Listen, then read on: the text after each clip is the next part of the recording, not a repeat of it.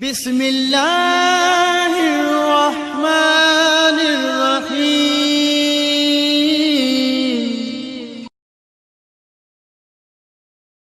आऊज़ु बिल्लाहि मिनश्शैतानिर्रजीम। बिस्मिल्लाहिर्रहमानिर्रहीम।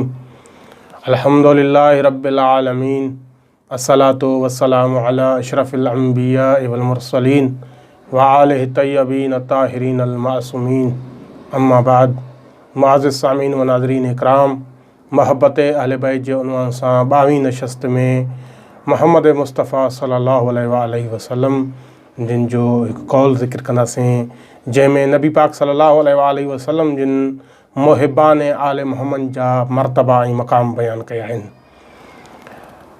जनाब इब्न उमर रज़ियल्लाहु अन्हु जिन खां हीअ हदीस नक़ल आहे त नबी अकरम सल्लल्लाहु अलैहि वसल्लम जिन हिकु ॾींहुं फरमायो त जेको बि शख़्स मुंहिंजी अहले बैत सां मुहबत कंदो, अल्लाह ताला उन जे तमामु आमाल हसना खे क़बूल कंदो। आमाल हसना यानी नमाज़, रोज़ो, हज, ज़कात, पाड़ेसरनि जे हुकूक खे अदा करणु, माउ पीउ जो एतिराम, वालिदैन जो एतिराम करणु, इन्हनि सभिनी खे आमाल हसना चयो वेंदो आहे। ऐं जेके बि आमाल हसना जे ज़ुमरे में अमल ईंदा आहिनि, अल्लाह पाक उहे सिर्फ़ु सिर्फ़ु उन जा ई क़बूल कंदो जेको मुंहिंजी अहले बैत ऐं मुंहिंजी इतरत सां मुहबत कंदो। नंबर 2, नबी अकरम सल्लल्लाहु अलैहि वसल्लम जिन फरमाइनि था त जेको शख़्स मुंहिंजी अहले बैत सां मुहबत कंदो, मां अल्लाह उन शख़्स जी दुआ खे कॾहिं बि रद्द न कंदुमि। यानी दुआ जेका क़बूल थींदी आहे उहा फ़क़ति फ़क़ति मुहिबान अहले बैत अलैहिस्सलाम जी ही क़बूल थींदी आहे। हीअ हिकु अज़ीम नेमत आहे, हिकु अज़ीम क़बूलियत जेका आहे दुआ जी, उहा फ़क़ति मुहिबान अहले बैत खे अल्लाह अता कई आहे।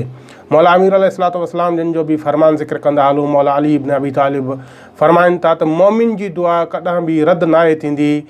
इहा बि ॻाल्हि आहे जो मोमिन खे दुआ जो सिलो या अल्लाह हिन दुनिया में अता कंदो या आख़िरत में अता कंदो। तफ़सील में मौला अमीर अलैहिस्सलातु वस्सलाम जिन फ़रमाइनि था त दुआ बाज़ मरतबा मोमिन जी हिन दुनिया में क़बूल थी वेंदी आहे, बाज़ मरतबा हिन दुनिया में त उहा दुआ असरु नाहे ॾेखारींदी, बल्कि ॾींहुं क़यामत जे अल्लाह ताला उन मोमिन जी दुआ खे क़बूल करे ऐं उन जो अजर व सवाब उन मोमिन खे अता कंदो आहे। नंबर 3, मक़ाम मोहम्मद व आले मोहम्मद खे बयानु कंदे नबी अकरम सल्लल्लाहु अलैहि वसल्लम जिन फरमाइनि था, मन अहब्बा अहल बैती व ज़ुरियती अमन मिनल हिसाब वल मीज़ान।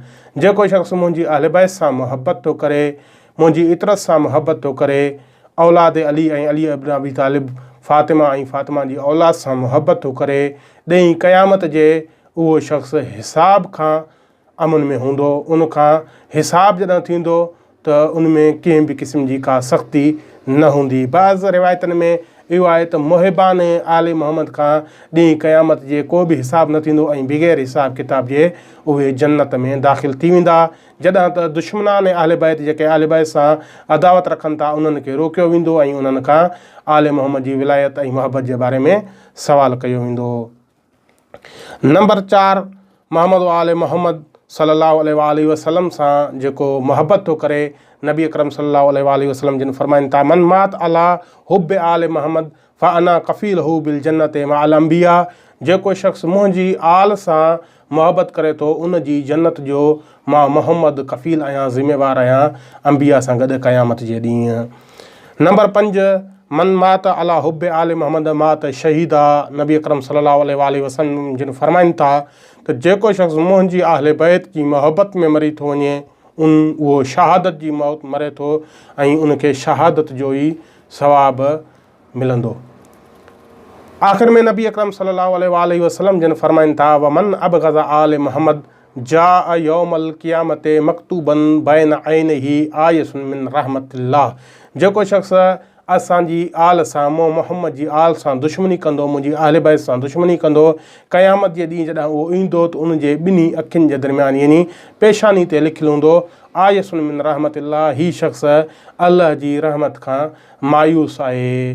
ख़ुदावंद मुताल खां आख़िर में दुआ आहे त असांखे मोहम्मद व आले मोहम्मद जी मुहबत ते क़ाइमु रखे ऐं ॾींहुं क़यामत जे मोहम्मद व आले मोहम्मद जी शफ़ाअत नसीब फ़रमाए। वस्सलामु अलैकुम वरहमतुल्लाहि वबरकातुहू।